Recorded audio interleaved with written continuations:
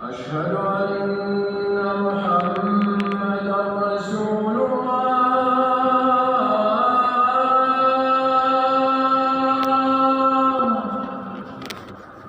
बेहद खैर, उम्मीद करती हूँ कि आप सब खैरियत से होंगे और मैं भी बिल्कुल ठीक हूँ।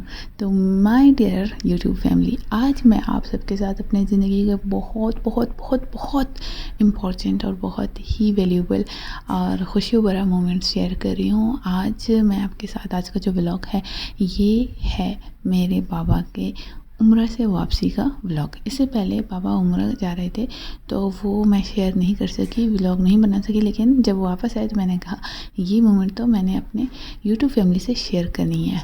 तो भाई ने कहा था कि आप आ जाओ पूल बाज़ार और वहाँ से कुछ शॉपिंग करते हैं, लेकिन फिर भाई खुद नहीं आए तो मैं सिस्टर के घर गई और फिर रात को भाई ये एक पोस्टर लेकर आए थे जो कि सुबह हमने दीवार पर लगा दी, लेकिन बाकी जो शॉपिंग है जैसे कि और पत्तियाँ वगैरह वो अगले दिन सुबह भाई ने वहीं से शॉपिंग कर ली, क्योंकि वो जो है गली है पूल बाज़ार के नाम से, वो सिस्टर के घर से करीब पड़ रहा था।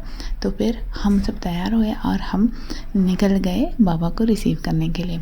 बहुत डांट पड़ी क्योंकि हमने लेट कर दी, लेकिन एक सरप्राइज़ दिया वो पापा के लिए। वो ये था कि हम सब जा रहे थे, मतलब हम सब और बच्चे जो उनके फेवरेट नवासी नवासिया है, तो वो सब भी जा रहे थे।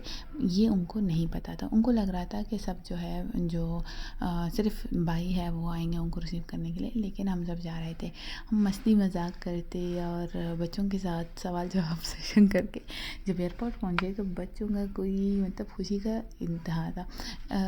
ये कह रहे थे कि हम जो आर है जो पत्ते है वो हमें दे दो, हम बस, इनको लग रहा था जैसे ये पहुंचेंगे ना बस इनको मिल जाएगा, नाना जो है वो कड़ा मिल जाएगा, और ये इनको थोड़ा बहुत आइडिया नहीं था, बस ये था कि वो अल्लाह ताला के घर गए थे।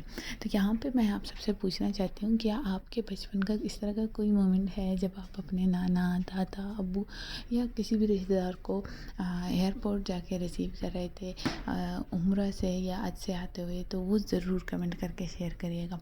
पर्सनली मैं जब छोटी थी तो मेरे नाना भी फौत हो चुके थे और मेरे दादा भी, तो मेरी ज़िंदगी में ऐसा कोई भी मोमेंट नहीं था। तो इन बच्चों को देख के मैं उस मोमेंट को एंजॉय करी थी और मैं फील करी थी कितना स्पेशल फील होता है। और मुझे अपने स्कूल के जो दिन थे वो याद आ रहे थे, जो बच्चे शेयर करते थे अपने दादा के बारे में या नाना के बारे में। तो उस टाइम मुझे मतलब महरूमी सी फील होती थी, लेकिन अब इनको देख के मुझे लग रहा था कि हमारे मतलब फैमिली के बच्चों के पास भी ये मोमेंट है, तो ये बहुत ही स्पेशल है। खैर फिर हमने नाश्ते की तैयारी की, क्योंकि सुबह जब हम गए थे बहुत जल्दी में निकले थे और नाश्ता भी नहीं किया था। तो फिर नाश्ते की तैयारी हुई और बाबा के लिए भी तो कुछ बनाना था, और ये बच्चों से ज़बर ही नहीं हो रही थी, इनको भी अच्छी खासी भूख लगी थी। तो सब कुछ तैयार करके हमने अच्छे से नाश्ता नोश फरमाया। फिर मैं थोड़ी सी बिज़ी हुई थी, मुझे नहीं पता था ये मेरे पीठ पीछे इन्होंने सारा गिफ्ट खोल के डिस्ट्रीब्यूट भी कर दिया था। लेकिन फिर मैंने कहा कि साथ में रखो, मुझे अपने फैमिली के साथ, अपने यूट्यूब फैमिली के साथ शेयर करना है।